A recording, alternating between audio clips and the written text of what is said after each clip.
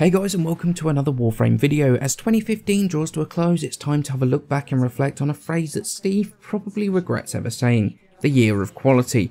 We'll have a look at the best and worst of the weapons and frames to have come out during the year, as well as my favourite moment in game from the past 12 months.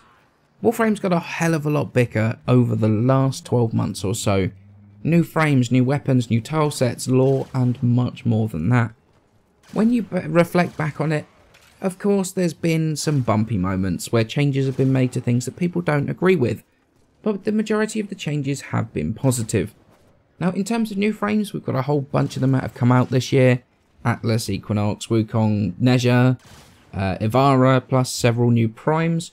So what do I class as what I feel to be the best new Warframe of the year? It of course has got to be Avarra. She brings something new to the stealth category.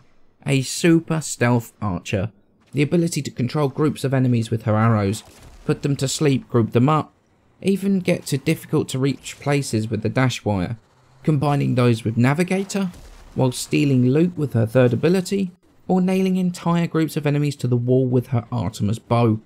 She brings stealth down to a slower pace, a more controlled pace. It's a welcome change of pace to the gotta go fast of Loki and to an extent Ash. It's a great addition to the stealth category of gameplay.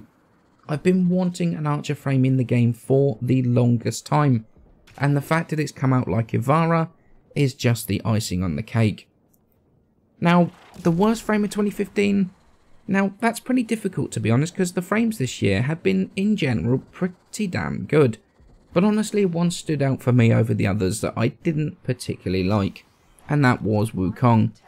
While the frame itself looked cool, I disliked his gameplay, the damage drop off, the lack of crowd control, and honestly, the complete lack of bringing anything to a team once his damage does drop off. As a solo frame, he's pretty decent, but he's got no real room in a team that actually is trying to achieve something. This was one tough call, to be honest, since the frame, like I say, the frames this year have been exceedingly strong. And while I don't particularly like Nezha and the cast times and all that fun stuff, he does at least bring some crowd control and limited healing to a team, boosting his usefulness in that regard. So Wukong might not be a terrible frame, but I definitely think it's the weakest out of all of the ones released in 2015. Now, rework of the year, we've had a couple of frame reworks this year. Rhino and Siren immediately spring to mind, but my favourite rework of the year technically wasn't a rework. But honestly, it was just a change to a single ability, and that was the change to Chaos being recastable. Now, I know people are going to shout bias because Nyx is my favourite frame, but honestly, for such a small change, that one change making it recastable, it really opened up the frame to a whole different bunch of possibilities. Nyx beforehand was almost exclusively modded for minus duration at all times. Because of the inability to recast Chaos, meaning that people really couldn't use the augments like Mind Freak, Chaos Sphere, or even Pacifying Bolts, all of which require duration to work properly. But the change to Chaos being recastable, it now meant that duration was an option again, and that one single change, very tiny change, opened up so many options for completely different builds, and allowed a completely different focus to the frame. For such a simple change, for me, it ended up as the most effective rework of the year, as we got the rest of the frame back. And so weapons. Boy, do we have a lot of weapons to consider for this. I'm going to do a top 3 and a bottom 3 weapons of the year, and I'll try not to pick all melee weapons for the worst ones, despite my dislike for melee. So my top 3 weapons of the year. Well, my favourite weapon released this year has got to be the Vacor Heck. Released at the same time as the shotgun buff, which was incredible, this thing very quickly became my go-to weapon for anything high level.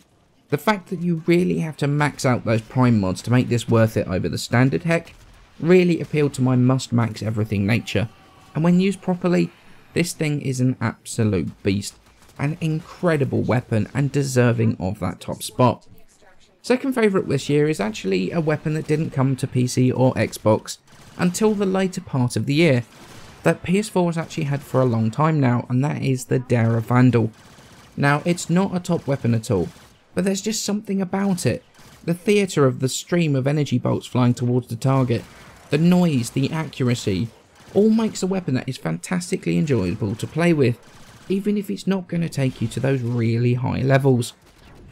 And my final favourite weapon of the year is one that started its life as a meme, a joke within the Warframe community that came to life when DE released them, the twin Brickatas. Now the fact that it comes with Clem and his own little quest line was absolutely fantastic, and showed just how in touch with the community DE are. Not only that, but the mix of insane fire rate, with the look and feel of the Brickatas, and the daka daka daka of the sound of the thing.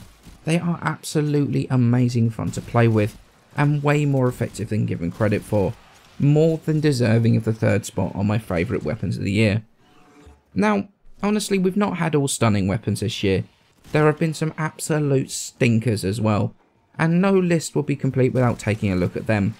My absolute 100% most hated weapon of the year, number 1 on this list, is the absolutely awful Panthera. The demon love child of the two pretty reasonable weapons, the Hiku and the Mitre. The Panthera consumes an insane amount of ammo without really doing the damage to justify it.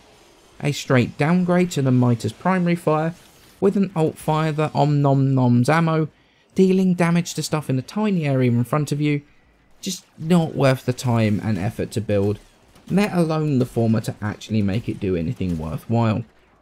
Now that only narrowly beats the second one on my list, a weapon that I hated every form of maxing it, and that is the standard Simulor. The Sinoid fixed a lot of the problems that the standard one had, but left the standard one as one of the biggest pieces of garbage to have come into the game in a long time. The damage was okay if you could ever apply it, with the explosion radius so small that it just staggered enemies out of that radius of the explosion constantly, meaning that it was just stopping itself doing damage all the time. It was a super frustrating weapon to use, and one that I absolutely hated with a passion. But let's be honest, any of my worst 3 weapons wouldn't be complete without at least one melee weapon. And for this, I bring in at number 3, the Twin Bazalk. Again, another demon child, but this time between one of the best secondary weapons in the game, the Atomos, and another fantastic melee weapon, the Jules Orange. And you end up with a weapon without the crits of the Jules Orange, and without the raw damage of the Atomos. It's a hatefully slow, status-based weapon, using the lackluster dual sword stances. It's a bad melee weapon in its own right, but consuming 2 decent weapons to be able to build it in the first place, it's absolutely deserving of 3rd place on my list. And so as we draw to a close on this video and to the end of 2015, let's take a look at my overall best moment of 2015. And that was the absolutely insane, incredible, fantastic second Dream quest. Now everyone has had a chance to experience it now. I hope you can all join me in congratulating DE on what was an absolute masterpiece. The mocap was incredible. The music was spine-tingling. And the lore that's been introduced and reinforced into the game fills me with great hope that we will finally understand the story of Warframe in the year to come. I will be doing a separate video talking about the second Dream, my thoughts as to where it goes from here, possible future developments within the game, but to finish off the year by managing to keep the entire focus system under wraps from the data miners, and to top it off with a quest that has made everybody's jaws drop. Massive props to everyone at Digital Extremes. Makes me super excited for Warframe in 2016. Now onto just a little tiny bit for my channel. I'm closing in very quickly on 20,000 subscribers, which when I was hitting 100 subs almost a year ago, it's mind-boggling for me. So from my Let's Mod series that I retired, to Let's Max, and now on to several series at the same time, couple of different games, plus meeting some incredible people along the way. My patrons on Patreon, other content creators, the people I speak to in the comments, you guys, and in-game as well. The Digital Extreme staff I've had the pleasure of dealing with. 2015 has been an absolutely incredible year for me, to the extent where I've been able to take the YouTube content creation into being a full-time job. So to celebrate this, when I hit 20,000 subs, I will be doing a 12-hour live stream where I will give away prime sets, noggles, former skins, platinum prizes, and more. I want to give back to all of you that have supported me over this last year, either through YouTube or through Patreon, for allowing me to be in the position I am now, self-employed and able to focus solely on bringing you all content that you want to see. So remember to follow me on Twitter at _headshot or twitch.tv/headshot to just keep an eye out on your YouTube sub box, as I will be posting those details in each of those places as to when I'm planning on doing this stream.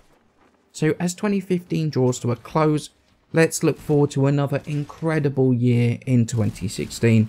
As always, many thanks for watching. Please remember to click that like button and to subscribe. It helps me out a ton, and I shall see you in the next video.